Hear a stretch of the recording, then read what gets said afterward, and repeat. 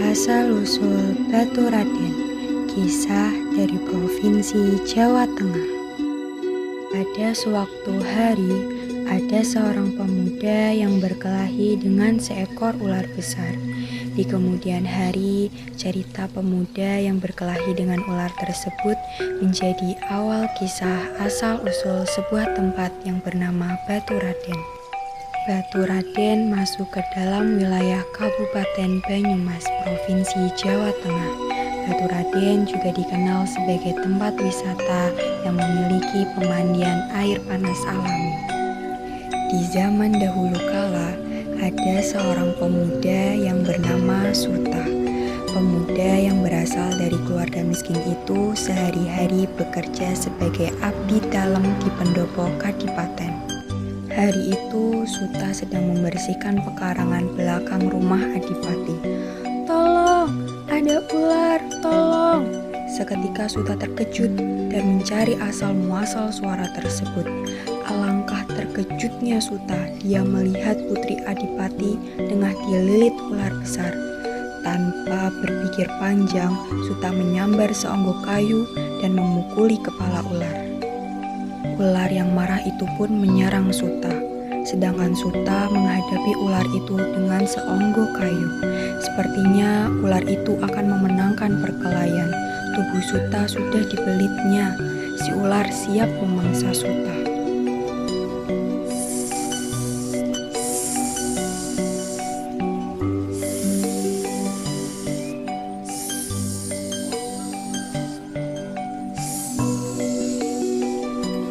Ular besar itu pun mati.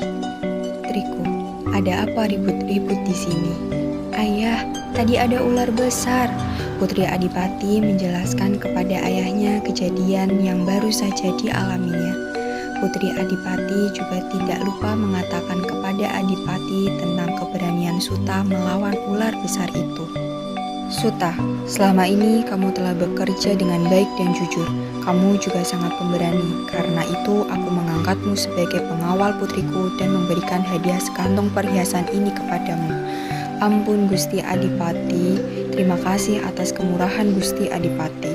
Tetapi pemberian ini terlalu banyak. Hamba sudah cukup mendapatkan gaji dengan bekerja selama ini." Adipati sangat kagum dengan kesederhanaan Suta. Adipati memaksa Suta menerima hadiahnya. Dengan terpaksa, Suta menerima sekantong perhiasan tersebut. Sejak saat itu, Suta diangkat sebagai pengawal pribadi Putri Adipati. Setiap hari, Suta mengawal Putri Adipati ketika berpergian. Putri Adipati pun jatuh hati kepada Suta. Hingga suatu hari, "Suta, ada keperluan apa sehingga kamu menghadap?" "Ampun Gusti Adipati, mohon maafkan hamba jika bersikap lancang. Kedatangan hamba menghadap adalah untuk melamar Tuan Putri Adipati." "Apa? Dasar lancang, derajatmu hanya seorang pesuruh. Berani sekali melamar putriku.